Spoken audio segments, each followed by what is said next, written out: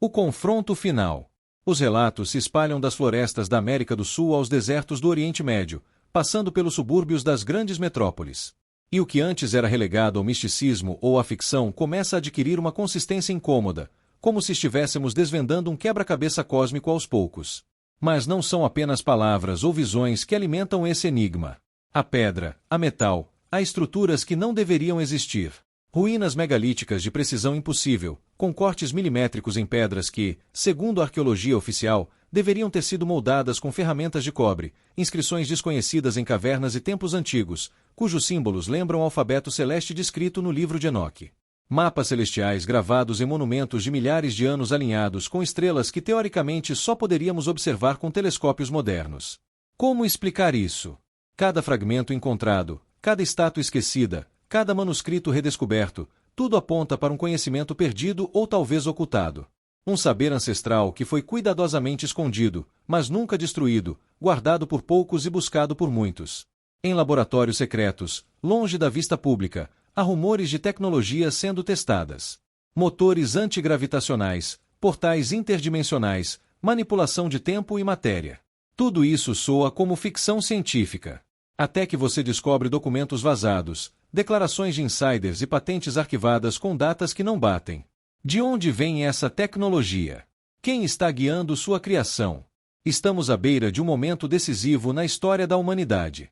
Os filhos dos anjos caídos não desapareceram. Eles se adaptaram, se ocultaram e esperam. Esperam pelo momento em que poderão emergir novamente em um tempo de caos, onde a humanidade esteja suficientemente enfraquecida, confusa e desesperada a ponto de aceitar qualquer promessa de ordem, poder ou salvação. Textos como o Apocalipse, o livro de Enoque e até tradições extrabíblicas de diversas culturas alertam para o retorno dessas entidades e a manifestação de uma nova ordem mundial, não criada por Deus, mas pelo engano supremo da serpente. E os sinais estão por toda parte. Desastres naturais cada vez mais frequentes e intensos, mudanças climáticas incontroláveis, o colapso de sistemas financeiros e políticos, o avanço da inteligência artificial e biotecnologia, fundindo o homem e máquina. Há um chamado velado à transgressão dos limites impostos pelo Criador. Estamos mais uma vez tentando tocar os céus com nossas próprias mãos, como na Torre de Babel, mas agora com armas que desafiam a própria criação. Enquanto isso, uma guerra invisível se acirra. Anjos fiéis ainda lutam em defesa da humanidade. Arcanjos como Miguel, que outrora enfrentou o próprio Azazel, continuam batalhando nas regiões celestiais, resistindo ao avanço das forças das trevas. Eles não agem como deuses distantes, mas como guardiões atentos, respeitando o livre-arbítrio dos homens, guiando-os quando estes se abrem à luz. Por outro lado, entidades caídas influenciam reis, líderes e culturas, semeando confusão, orgulho e destruição. E no centro desse confronto está o ser humano, nós não como vítimas, mas como peça-chave. Pois foi à humanidade que Deus deu o poder da escolha. Mesmo diante de forças espirituais colossais, cada homem e cada mulher carrega dentro de si o dom mais sagrado, o livre-arbítrio. E este é o momento em que as escolhas individuais se tornam coletivas, em que as decisões espirituais refletem não apenas o destino de uma alma, mas o destino de toda a civilização. Aqueles que despertam para essa realidade enfrentam uma escolha profunda: alinhar-se com a luz, a verdade, a humildade e o amor, ou sucumbir às promessas sedutoras de poder, controle e falsa liberdade. E ainda que as trevas pareçam crescer, ainda que o mundo caminhe em direção ao abismo, há uma esperança viva e imutável, a promessa de que a luz triunfará, de que os vigilantes não reinarão novamente, de que os Nefilim não herdarão a terra, de que o Cristo voltará não como o cordeiro que foi imolado, mas como o leão reinará. E nesse dia todas as coisas ocultas virão à luz, toda injustiça será desfeita. E aqueles que permaneceram firmes serão chamados filhos da luz, herdeiros do reino. O tempo do engano está chegando ao fim. A cortina está prestes a cair e quando a última trombeta soar, não haverá mais espaço para indecisões. Por isso, o chamado é agora para despertar, para resistir, para lembrar quem somos, de onde viemos e qual é o nosso verdadeiro destino. Se você chegou até aqui, é porque sente que há algo além do que nos foi contado. Se esse conteúdo despertou a sua mente e tocou o seu espírito, então você pertence a esse fragmento de verdade que estamos reconstruindo juntos. Inscreva-se no canal e ative o sino das notificações. Aqui revelamos os segredos esquecidos, os mistérios proibidos e as verdades que ficaram nas sombras por milênios. Prepare-se, porque o próximo vídeo pode mudar tudo o que você acredita. O objetivo era, claro, permitir o retorno dos antigos deuses, não como lendas, mas como entidades reais, prontos para recuperar sua influência sobre o mundo humano. Era uma ousadia sem precedentes, um desafio direto à ordem imposta pelo próprio Criador. E foi então que o céu interveio. A confusão das línguas não foi apenas uma resposta simbólica à arrogância humana, foi uma sabotagem de frequência, um colapso do código que mantinha aquela estrutura viva em seu propósito oculto. A unidade mental e espiritual dos construtores foi quebrada. A conexão que sustentava o portal foi dissolvida. O campo energético ruiu. A torre foi abandonada, não por falta de vontade, mas porque sua força mística foi desligada na raiz. Fragmentos de poder. Mas os fragmentos daquele poder não desapareceram. Eles se espalharam junto com os povos dispersos, infiltrando-se nas mitologias, religiões e cultos de diversas nações. A tentativa de Babel deixou ecos, ruínas carregadas de mistério, saberes fragmentados e símbolos que continuam a reaparecer em estruturas ao redor do mundo, em zigurates, pirâmides, templos, como se a humanidade inconscientemente tentasse reconstruir algo que lhe foi tirado. Mas o conhecimento proibido não morreu, ele apenas se ocultou. Escondeu-se nas entrelinhas das escrituras, nas imagens dos vitrais, nos rituais secretos das ordens iniciáticas, maçons, alquimistas, Rosa-Cruzes, guardiões involuntários ou cúmplices do saber fragmentado. Eles mantiveram acesa uma chama subterrânea, invisível aos olhos comuns, mas viva. Conhecimento antigo. Sabedoria dos vigilantes fragmentada após Babel. Sociedades secretas. Maçons, alquimistas e ordens iniciáticas preservando fragmentos. Tecnologia moderna. Avanços inspirados por conhecimentos ancestrais ocultos. Despertar contemporâneo. Ressurgimento de práticas e símbolos antigos. Influência através dos tempos. A influência desse saber atravessou impérios e reinados. Moldou a ciência com inspiração em Hermes Trismegisto. Influenciou revoluções com símbolos ancestrais. Guiou descobertas, invenções e até guerras com o peso invisível de forças ocultas. O próprio avanço tecnológico da modernidade parece muitas vezes seguir trilhas que se cruzam com os mitos do passado, como se o futuro estivesse sendo moldado por mãos que jamais deixaram de operar nos bastidores. Hoje, ao olharmos para o mundo, percebemos que esses fragmentos estão reaparecendo. Símbolos antigos ganham novo significado. Religiões se fundem a práticas ocultistas. O interesse por civilizações perdidas, seres extradimensionais e tecnologias esquecidas cresce como nunca antes. O que parecia superstição torna-se objeto de investigação. O oculto se revela e com isso surge a pergunta inevitável. Estamos reunindo novamente os pedaços do espelho estilhaçado? E se sim, o que veremos quando ele estiver completo? Talvez estejamos à beira de um novo despertar ou de um antigo retorno. O que parecia estar enterrado sob escombros do tempo, na verdade nunca se foi. As civilizações se ergueram e ruíram. Os impérios mudaram de rosto. As línguas foram confundidas, mas os sussurros dos antigos ainda ecoam. Eles estão nos símbolos, nos rituais, nos salões silenciosos, onde decisões que moldam o mundo são tomadas longe dos olhos do público. A influência contínua. A rebelião dos vigilantes pode ter sido detida, mas sua influência permaneceu viva, subterrânea, disfarçada. Os filhos dos anjos caídos talvez não caminhem mais entre nós com a estatura dos Nefelim, mas suas ideias, seus ensinamentos e seus objetivos continuam operando nas sombras. Ordens discretas e sociedades secretas, muitas vezes tidas como folclore moderno, podem ser apenas o véu de organizações muito mais antigas, guardiãs do conhecimento proibido. Há rumores de linhagens ocultas, descendentes daqueles que, nos tempos antigos, cruzaram o limite entre o divino e o humano. E esses descendentes humanos apenas na aparência estariam posicionados nos vértices de poder do mundo contemporâneo, na política, nas finanças, na ciência, na cultura. Mas o domínio não se limita ao plano físico. Há um ressurgimento silencioso e, ao mesmo tempo, evidente, de práticas antes consideradas tabu. A magia retorna com outra roupa, disfarçada de espiritualidade alternativa. A astrologia, antes ridicularizada, volta a ser cultuada como ciência sagrada. Rituais de invocação, meditações profundas, canalizações de entidades de luz. Entidades misteriosas. Em meio a tudo isso, muitos se perguntam: quem são essas entidades que respondem aos chamados? De onde vêm as vozes que falam através dos médiuns? Será que estamos mais uma vez abrindo portais para os mesmos que foram banidos há milênios? Os fenômenos inexplicáveis também se multiplicam. Objetos voadores não identificados, relatos de abduções, avistamentos de seres interdimensionais. Muitos desses acontecimentos, antes vistos como fantasia ou paranoia, agora são registrados por governos, estudados por cientistas e comentados em voz baixa por generais. Mas e se no fim tudo isso estiver conectado?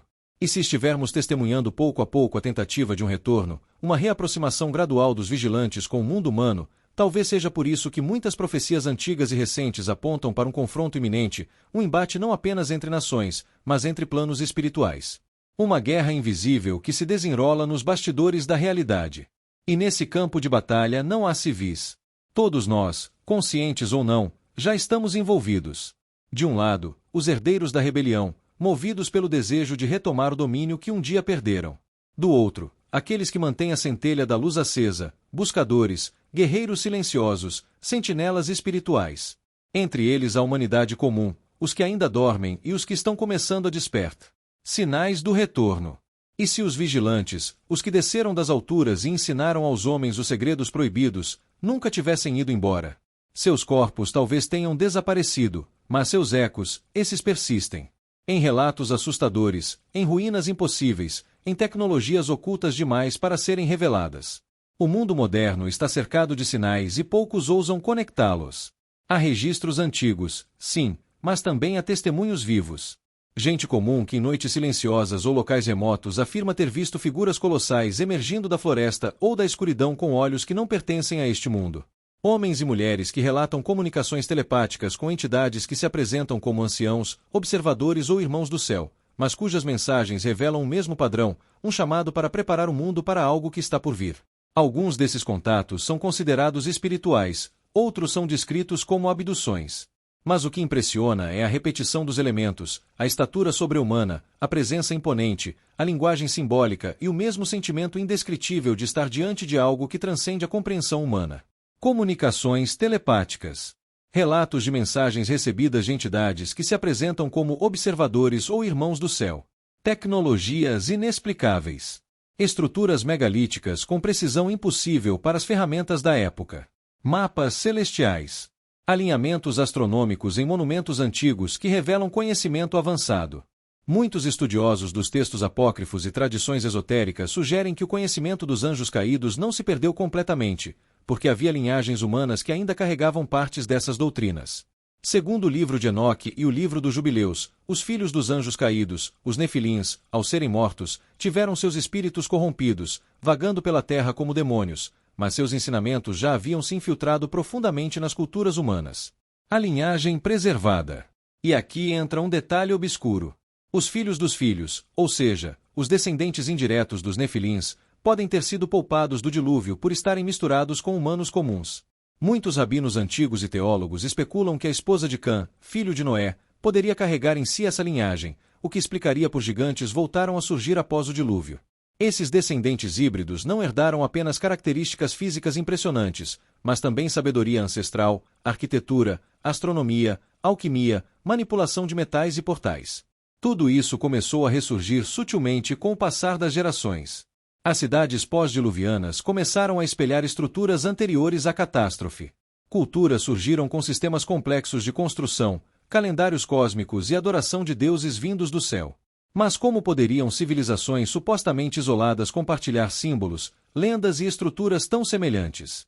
A resposta pode estar na memória genética e nas tradições orais passadas pelos sobreviventes, ou talvez em algo mais sombrio, a influência contínua dos espíritos dos nefilins, agora como entidades incorpóreas, sussurrando aos ouvidos de reis, sacerdotes e iniciados. E foi nesse cenário, já muito tempo após o dilúvio, que uma nova tentativa de reconexão com o céu surgiu, a construção da Torre de Babel. Os deuses das mitologias. Mas antes de explorarmos essa construção enigmática, é necessário entender como as culturas antigas de diferentes partes do mundo acabaram divinizando esses seres e os chamando deuses. Imagine por um instante todas as grandes mitologias da antiguidade. Poderosos Zeus no alto do Monte Olimpo, o sombrio Hades regendo o submundo, os deuses egípcios com aparência híbrida de homem e animal, os deuses da Mesopotâmia cavalgando dragões, comandando os elementos da natureza. Agora reflita. E se todos esses deuses fossem, na verdade, os mesmos seres descritos na Bíblia e no livro de Enoque, como os Nefilim e os anjos caídos, as semelhanças são chocantes. Mitologia suméria. Os Anunnaki, seres celestiais que vieram do céu para governar os homens, ensinar ciências e construir cidades. Mitologia grega. Deuses do Olimpo que se relacionavam com mortais, gerando heróis semidivinos como Hércules, Perseu e Aquiles, todos com força sobre-humana. Mitologia egípcia. Deuses como Horus, Osíris e Anubis com formas antropozoomórficas, possivelmente representando a aparência híbrida dos nefilins. Padrões universais. Agora observe os relatos da mitologia suméria, uma das mais antigas da humanidade. Ali encontramos os Anunnaki, seres celestiais que vieram do céu para governar os homens, ensinar ciências e construir cidades. Soa familiar. A mitologia grega descreve os deuses do Olimpo como figuras poderosas que constantemente se relacionavam com mortais, gerando heróis semidivinos como Hércules, Perseu e Aquiles, todos dotados de força além da humana. Seriam os heróis gregos uma forma distorcida de lembrar os Nefilim? No Egito Antigo, deuses como Horus, Osíris e Anubis governavam os elementos, a morte e o mundo espiritual. Suas formas antroposomórficas, meio humanas, meio animais, podem refletir a tentativa dos povos antigos de representar seres com uma aparência monstruosa, como os Nefil, descritos em algumas tradições judaicas e gnósticas, como híbridos aberrantes, frutos da união profana entre anjos e humanas. De civilização em civilização, em todos os continentes, encontramos o mesmo padrão. Figuras sobrenaturais que ensinaram à humanidade, foram temidas e adoradas como deuses e que desapareceram misteriosamente com o tempo. Isso ecoa exatamente o relato de Enoque, onde Deus, irado com a corrupção trazida pelos anjos caídos e seus filhos, ordena o dilúvio para limpar a terra dessa abominação. Conhecimento sobrevivente. Mas algo do conhecimento proibido sobreviveu. Como explicamos no capítulo anterior, fragmentos dessas artes e segredos sobreviveram ao dilúvio. E podem ter sido justamente esses fragmentos que formaram a base de religiões antigas, rituais ocultos e cultos politeístas. Assim, os deuses que surgem após o dilúvio podem não ser literalmente os Nefil originais, mas sim as lembranças, tradições orais e rituais herdados de uma era proibida, onde homens caminhavam lado a lado com os filhos dos anjos. É aqui que a Torre de Babel volta à cena com força. Grandes monumentos antigos, como as pirâmides egípcias, as zigurates da Babilônia, os templos gregos e até as construções megalíticas como Stone parecem ter sido erguidos com conhecimento muito acima da capacidade da humanidade daquela época. Seriam esses os últimos resquícios do saber dos vigilantes? Teriam os homens tentado reconstruir, pedra por pedra, os portais antigos, na esperança de reencontrar os deuses de outrora? É possível que a Torre de Babel tenha sido uma tentativa de reconexão com esses seres. Um eco tardio da civilização pré-diluviana dos filhos dos anjos caídos. Por isso Deus interveio, porque a construção não era apenas uma torre, era um portal. A Torre de Babel, um portal. Não se trata apenas de tijolos empilhados rumo ao céu. A Torre de Babel carrega consigo um dos segredos mais sombrios e ocultos da história da humanidade. Não como um simples monumento à arrogância dos homens, mas como uma tentativa desesperada de restabelecer uma conexão interrompida entre dois mundos. Os registros bíblicos falam de um povo unido, de uma linguagem única e de um objetivo claro: construir algo tão grandioso que alcançasse os céus. Mas sob essa narrativa visível, pulsa uma realidade muito mais profunda. E se a torre não fosse apenas uma construção física? E se ela fosse, na verdade, um dispositivo espiritual, um canal de energia cósmica, capaz de reabrir o contato com seres que haviam sido selados fora do nosso mundo, segundo antigos textos esquecidos, como o livro dos Jubileus, o livro de Enoque e tradições ocultas preservadas por iniciados, a Torre de Babel foi erguida com a intenção de ser mais do que uma ponte entre civilizações. Seria uma ponte entre dimensões, as técnicas de construção, as orientações precisas aos astros, os símbolos gravados em pedra. Nada era por acaso. A arquitetura sagrada. Havia uma arquitetura sagrada ali, inspirada pelos próprios vigilantes, os anjos caídos que outrora desceram à terra. Seus ensinamentos sobreviveram ao dilúvio e foram transmitidos secretamente entre os homens. Os sacerdotes da torre, mais do que engenheiros, eram magos, invocadores, guardiões de fórmulas perdidas. Eles realizavam rituais complexos, palavras em línguas celestiais, acendendo o que parecia ser uma matriz de poder energético, uma antena espiritual voltada para os céus ou para os reinos que jazem abaixo deles. O reino dos anjos caídos. Antes da destruição trazida pelo dilúvio, existia uma civilização escondida, um reino secreto fundado por seres que não eram inteiramente humanos. Seus reis eram gigantes, seus sábios anjos caídos e sua tecnologia tão avançada que parecia magia. Eles construíram cidades ocultas, deixaram marcas em pedras que desafiam o tempo e influenciaram culturas antigas ao redor do mundo. Seriam eles os verdadeiros deuses das mitologias antigas? Estariam as pirâmides, os zigurates e os mistérios do Egito ligados a essa civilização perdida? Música. Hoje vamos revelar o que a Bíblia, o livro de Enoque e os textos esquecidos dizem sobre o reino dos anjos caídos. Prepare-se, porque essa história pode mudar tudo o que você já acreditou sobre o mundo antigo. Lacunas na história. Ao longo da história, existem lacunas estranhas. Civilizações avançadas surgem do nada, construindo monumentos que nem mesmo a ciência moderna consegue explicar. Entre elas há vestígios de conhecimento proibido, culto a seres celestiais e uma obsessão com as estrelas, os céus e os deuses. Mas e se esses deuses não fossem apenas frutos da imaginação humana? E se eles tivessem pisado na Terra há milhares de anos? Segundo o livro de Enoque, um grupo de anjos chamados vigilantes desceu dos céus. Eles não apenas observaram a humanidade, eles a influenciaram, corromperam e fundaram um reino secreto escondido da vista de Deus e dos homens. Esse reino existiu entre o Éden e o dilúvio, e nele surgiram gigantes chamados Nefilins, que dominaram o mundo com força, inteligência e poder espiritual obscuro. Neste vídeo vamos explorar onde ficava esse reino dos anjos caídos, que cidades foram construídas por eles e como elas desapareceram, quais tecnologias eles trouxeram e por Deus as proibiu e como isso tudo pode estar ligado aos deuses do Egito, da Grécia e até aos alienígenas da teoria dos antigos astronautas. A descida dos vigilantes. No princípio, a terra ainda era jovem. As montanhas erguiam-se em silêncio. Os mares sussurravam segredos antigos e os homens viviam sob o olhar atento de Deus.